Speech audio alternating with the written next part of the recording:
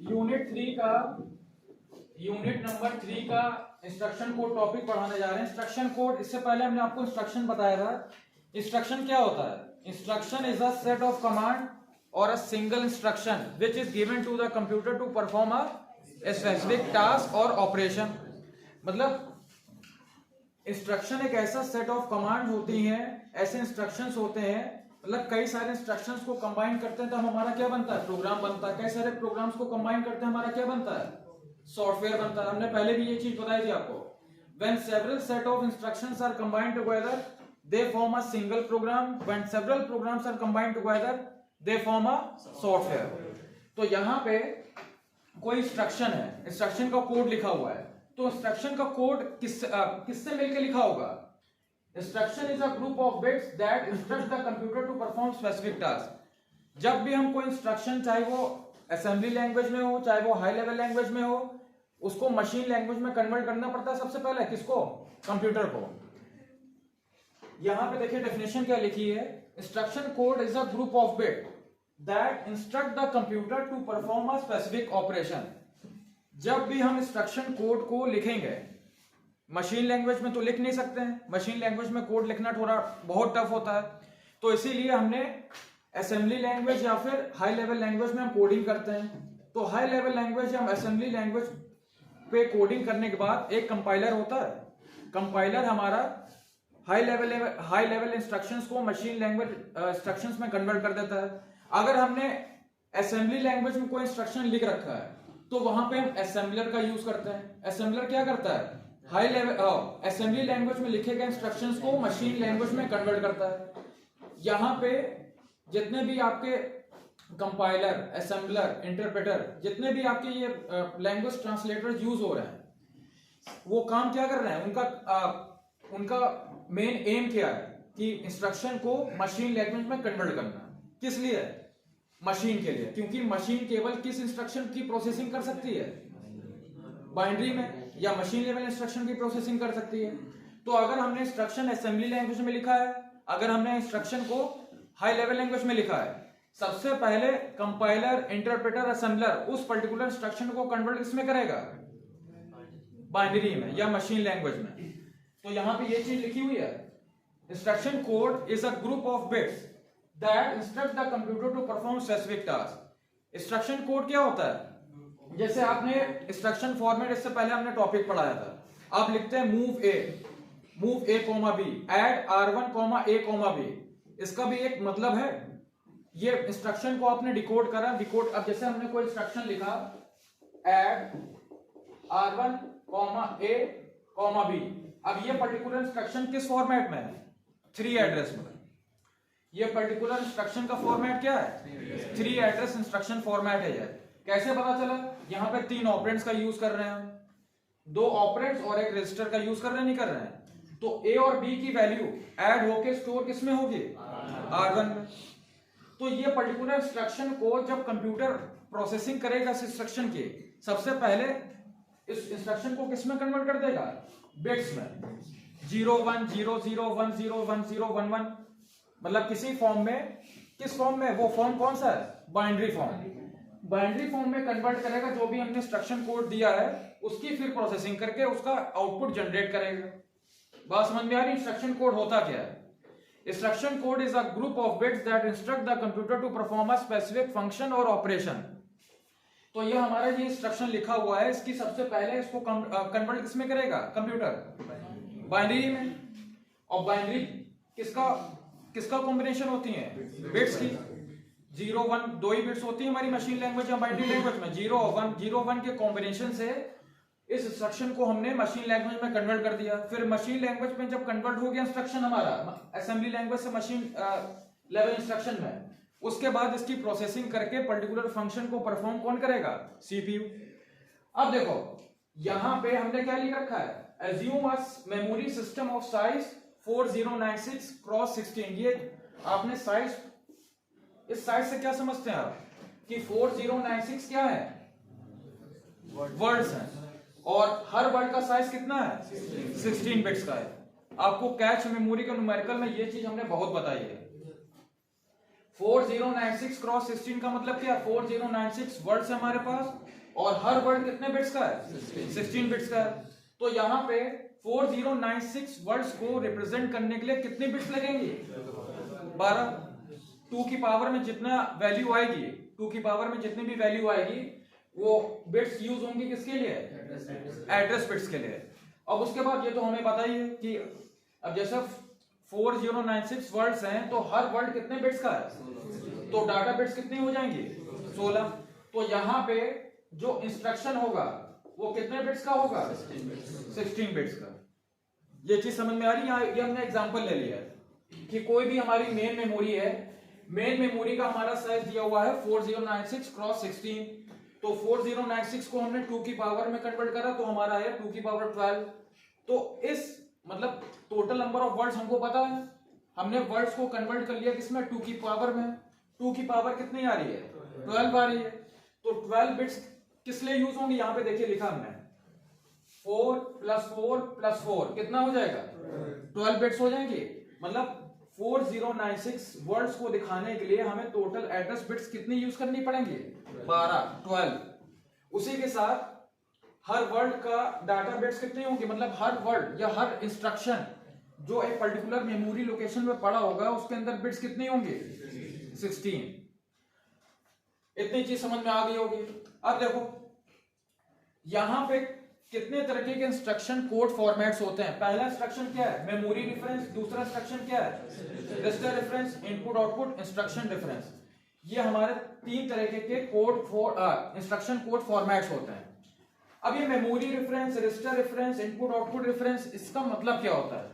Memory reference क्या, जहां पे हम मेमोरी का यूज करें, पर्टिकुलर इंस्ट्रक्शन को फेच करने के लिए हम किसका यूज करें, मेमोरी का। अब जैसे हमने इसको एड्रेसिंग मोड हम पहले पढ़ा चुके हैं आपको लोगों को, अब इसको एड्रेसिंग मोड हम फिर से रिवाइज करा दे रहे हैं आपको। अब यहाँ पे जैसे इनडायरेक्ट लिखा हुआ है और डायरेक्ट लिखा हुआ है। यहाँ पे हमने क्या करा, देखिए हमने i = 0 से 1 लिखा है और यहाँ पे बिट्स कहां से शुरू है, 0 से लेके 15 तक शुरू है, मतलब खत्म है। 0 से शुरुआत हो रही है, 15 तक जा रही है। और हमारा इंस्ट्रक्शन भी कितने बिट्स का है, 16 बिट का है।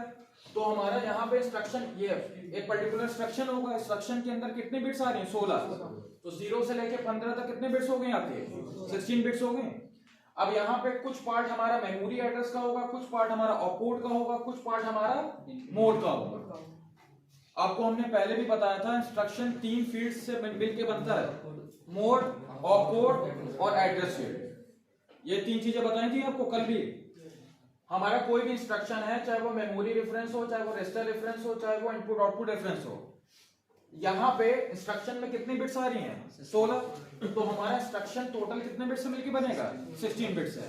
अब कुछ बिट्स मेमोरी एड्रेस की होंगी, अब मेमोरी एड्रेस की बिट्स कितनी होंगी, 12। ठीक, तो 12 बिट्स हो गए हमारे। 0 से 11 तक कितने बिट्स हो गए, 12 बिट्स। तो ये किसके लिए है, मेमोरी एड्रेस के लिए। 12 से 14 तक बिट्स किसके लिए होंगी, ऑपकोड के लिए। और केवल एक सिंगल बिट किसके लिए होती है, मोड के लिए। ये चीज समझ में आ गई। तीनों में ये चीज यूज हो रही है। अब कब आपका डायरेक्ट इंडायरेक्ट यूज हो रहा है, कब आपका डायरेक्ट यूज हो रहा है, कब आपका डायरेक्ट यूज हो रहा है।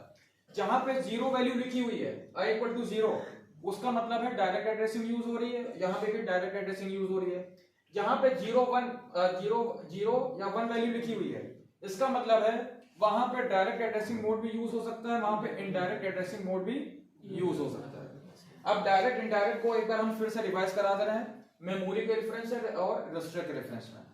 देखिए अगर आप कोई इंस्ट्रक्शन किसी मेमोरी लोकेशन पे पड़ा हुआ है, कोई भी इंस्ट्रक्शन किसी मेमोरी लोकेशन में पड़ा हुआ है, उसको फेच करने के लिए आपको मेमोरी का एड्रेस चाहिए होगा, नहीं चाहिए होगा। अब जैसे डायरेक्ट की बात करते हैं, ऑपकोड में पड़ा होगा क्या, ऐड पड़ा हो सकता है, लोड पड़ा हो सकता है, मूव पड़ा हो सकता है, कुछ भी पड़ा हो सकता है ऑपरेशन कोड में।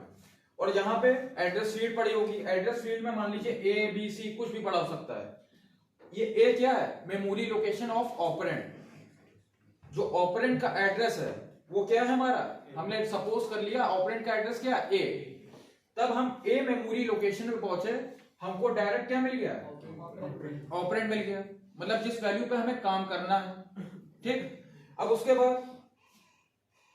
बाद यहां पे क्या है, इनडायरेक्ट एड्रेसिंग मोड में अब देखिए यहां पे डायरेक्ट आपको ऑपरेंड का एड्रेस दिया हुआ है, मतलब आप मेमोरी लोकेशन पे गए, मेमोरी लोकेशन पे जाने के बाद आपको ऑपरेंड तुरंत मिल गया।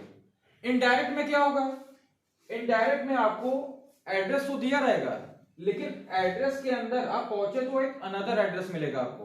अनदर एड्रेस जब आपको मिला तब उस एड्रेस पे आप पहुंचे तब आपको ऑपरेंड मिल रहा है, आपको डायरेक्टली ऑपरेंड नहीं मिला, यहां पे डायरेक्ट ऑपरेंड मिल रहा है आपको। ए क्या है हमारा एड्रेस, किसका, ऑपरेंड का, तो वहां पे आपको डायरेक्ट ऑपरेंड मिल गया। लेकिन इनडायरेक्ट एड्रेसिंग मोड में क्या हो रहा है, आप जब ए मेमोरी लोकेशन पे पहुंचे आपको दूसरा एड्रेस मिला, और इस दूसरे एड्रेस पे जब आप पहुंचे तब आपको एक्चुअल ऑपरेंड मिल रहा है, तो इफेक्टिव एड्रेस क्या होगा यहाँ पे बी, और यहाँ पे इफेक्टिव एड्रेस क्या होगा ए।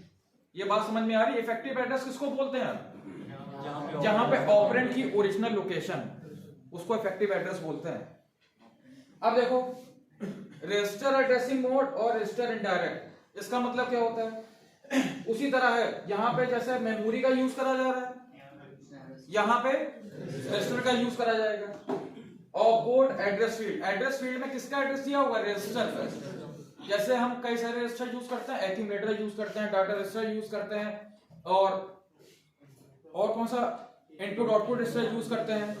उसी तरह से कोई भी जनरल पर्पस रजिस्टर है, सपोज करिए R है, R1 है, R2, R3, कोई भी जनरल पर्पस रजिस्टर है, उस रजिस्टर की वैल्यू मतलब उस ऑपरेंड की वैल्यू एक पर्टिकुलर रजिस्टर में पड़ी होगी, तो इस रजिस्टर को हमने नाम दे दिया, मान लो सपोज कर लो R1, तो यहाँ पे भी R1 होगा। R1 रजिस्टर हमारा जनरल पर्पस रजिस्टर है। अब यहाँ पे रजिस्टर एड्रेसिंग मोड क्या हो गया, ऑपकोड में लोड होगा, मूव होगा, एडिशन होगा, एक्सचेंज होगा, कुछ भी हो सकता है।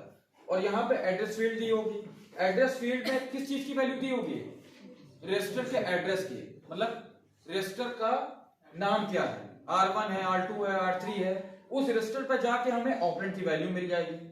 अब यहाँ पे रजिस्टर इनडायरेक्ट क्या कह रहा है, रजिस्टर इनडायरेक्ट में पहले एड्रेस फील्ड तो वैसे ही दी रहेगी आपको, एड्रेस फील्ड पे आप जाओगे आपको अनदर एड्रेस मिलेगा, और वो एड्रेस किसका होगा, मेमोरी का। तब आप इस मेमोरी के एड्रेस पे जाओगे तब आपको ऑपरेंड मिलेगा। ये बात समझ में आ रही है। रजिस्टर इनडायरेक्ट क्या होता है, डायरेक्ट में आपको तुरंत की तुरंत ऑपरेंड मिल जाता है, पर्टिकुलर रजिस्टर हो चाहे पर्टिकुलर मेमोरी हो। और इनडायरेक्ट में आपको क्या नहीं होता, डायरेक्ट आपको ऑपरेंड नहीं मिलता है, मतलब उस एड्रेस के अंदर दूसरा एड्रेस होगा और दूसरे एड्रेस के अंदर आपका ऑपरेंड होगा। उसी तरह से रजिस्टर इनडायरेक्ट में क्या है, रजिस्टर इनडायरेक्ट में भी आपको रजिस्टर तो दिया होगा कि किस रजिस्टर में दूसरा एड्रेस पड़ा हुआ है, तब आप उस मेमोरी लोकेशन पे जाके उस एड्रेस को फेच करोगे और उस एड्रेस पे जो ऑपरेंड पड़ा होगा तब आपको मिलेगा क्या, ऑपरेंड। ये चीज समझ में आ गई। उसी तरह से अब देखिए यहां पे ऑप कोड की वैल्यू कहां से शुरू हो रही है, 00 से, और कहां तक जा रही है, 110 तक।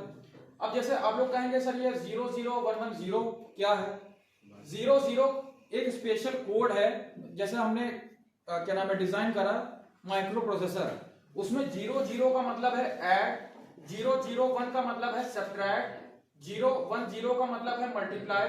इस तरह से हमने सारे कोड्स डिजाइन कर लिए ऑप कोड के लिए, मतलब लोड के लिए कुछ कोड होगा, ऑप कोड के लोड के लिए कुछ कोड होगा, मूव के लिए कुछ कोड होगा, एक्सचेंज के लिए कुछ कोड होगा, ऐड के लिए कुछ कोड होगा, सब्ट्रैक्ट के लिए कुछ कोड होगा। तो हर कोड के लिए टोटल ऑपरेशंस कितने हो गए आपके, 00 से 110 तक, जरा काउंट करो जरा, 7, टोटल 7 ऑपरेशंस कर सकते हैं हम, किसके लिए, मेमोरी रेफरेंस इंस्ट्रक्शन के लिए। और हमारा यहाँ पे 3 बिट्स आ रही हैं, तो 3 बिट्स के लिए कॉम्बिनेशन कितने बनेंगे, 8 बनेंगे। तो यहाँ तो आप बोलेंगे सर केवल 7 ही कॉम्बिनेशन आ रहे हैं, 0 से 7 तक 8 हो गए। अब यहाँ पे देखो 00110 ये तो हमने इसके लिए फिक्स कर दिया, किसके लिए, मेमोरी रेफरेंस के लिए। और जो बाकी बचा 111 और बाकी बचा 111 वो किसके लिए हम यूज कर रहे हैं, रजिस्टर रेफरेंस के लिए, और किसके लिए, इनपुट आउटपुट रेफरेंस के लिए। क्योंकि जो रजिस्टर रेफरेंस के ऑप कोड्स होंगे वो अलग होंगे और जो इनपुट आउटपुट के इंस्ट्रक्शन के ऑपकोड होंगे वो अलग होंगे। अब ये देखिए यहाँ पे इन दोनों की वैल्यू सेम क्यों है? इन दोनों की वैल्यू सेम इसलिए है क्योंकि इनपुट आउटपुट में जो ऑपरेशन होता है प्रोसेसर के रजिस्टर्स पे भी हो सकता है, जनरल रजिस्टर्स पे भी हो सकता है, और रजिस्टर रेफरेंस तो होगा ही होगा किस पे? रजिस्टर्स पे। इसलिए इन दोनों की वैल्यू सेम है। जब भी इनपुट आउटपुट और मेमोरी के बीच कोई चीज ट्रांसफर होती है तो बीच में इंटरफेयर कौन करता है? जनरल रजिस्टर ऑर्गेनाइजेशन या फिर प्रोसेसर के रजिस्टर्स। पहले इनपुट आउटपुट से इंफॉर्मेशन सेव होगी किसके पास? रजिस्टर्स के पास। उसके बाद हमारा डाटा मेमोरी में जाके सेव होता है। इनपुट आउटपुट क्या होता है? ये होता क्यों है? इनपुट आउटपुट से जैसे आपने कोई कीबोर्ड का एक सिंगल बटन दबाया, मान लो कीबोर्ड में कोई की दबाई, कीबोर्ड में की दबाने के बाद उसका सिग्नल स्टोर कहाँ होगा? रजिस्टर्स में। फिर रजिस्टर्स में स्टोर होने के बाद उसकी प्रोसेसिंग भी कहाँ होगी? प्रोसेसर के रजिस्टर्स में। प्रोसेसर के रजिस्टर्स में जब उसकी प्रोसेसिंग होगी तब फाइनल इंफॉर्मेशन स्टोर कहाँ होगी? मेमोरी में। इसीलिए सबसे पहले इनपुट आउटपुट से कोई इंस्ट्रक्शन आता है सीपीयू के पास तो सबसे पहले प्रोसेसर ऑर्गेनाइजेशन, प्रोसेसर रजिस्टर के पास वो इंफॉर्मेशन स्टोर होती है, उसकी प्रोसेसिंग भी वहीं होती है, फिर उसके बाद उसका रिजल्ट कहाँ जाता है? मेमोरी में। बात समझ में आई ये क्यों हो रहा है? ठीक है, ये तो हो गया रजिस्टर रेफरेंस और ये हो गया इनपुट आउटपुट। अब इनपुट आउटपुट का मतलब समझ में आ गया होगा आपको। अब जैसे कोई इंफॉर्मेशन, अब जैसे कोई कीबोर्ड का बटन दबाया प्रोसेसर में, प्रोसेसर रजिस्टर्स में उसकी इंफॉर्मेशन सेव हो गई, उसके रिगार्डिंग कुछ आउटपुट जनरेट हुआ, आउटपुट जनरेट होके वो इंस्ट्रक्शन कहां सेव हो गया? टेम्परेरी पर्पस के लिए मेन मेमोरी में। वो इंस्ट्रक्शन फिर ट्रांसफर कहां होगा? आउटपुट डिवाइस पे। आउटपुट डिवाइस कौन सी होती है आपकी? प्रिंटर, मॉनिटर, स्पीकर, ये सब होता है। अब जब भी कोई सॉन्ग भी प्ले करते हैं तो सॉन्ग प्ले करने के लिए सबसे पहले उतना अमाउंट ऑफ डाटा हमारा प्रोसेसर के रजिस्टर्स में स्टोर होता है, फिर प्रोसेसर के रजिस्टर्स पे प्रोसेसर उसकी प्रोसेसिंग करता है, फिर थोड़ी देर के लिए डाटा हमारा कहाँ चला जाता है? टेम्परेरी मेमोरी में। फिर टेम्परेरी मेमोरी से तब स्पीकर में बजना शुरू होता है। ये काम है तो बड़ा लंबा लेकिन इतनी तेजी से होता है कि आपको पता ही नहीं चलता इसके बारे में। समझ में आया पूरा? रजिस्टर रेफरेंस क्या है? और यहाँ पे एक चीज ध्यान रखिएगा, मेमोरी रेफरेंस में डायरेक्ट इनडायरेक्ट दोनों यूज हो सकते हैं मेमोरी रेफरेंस में, लेकिन रजिस्टर में केवल डायरेक्ट यूज होता है और इनपुट आउटपुट में केवल डायरेक्ट यूज होता है। ये ध्यान रखना है। ये पूरा टॉपिक था आपका इंस्ट्रक्शन कोड और types of instruction code format. ठीक है, समझ में आ गया सबके?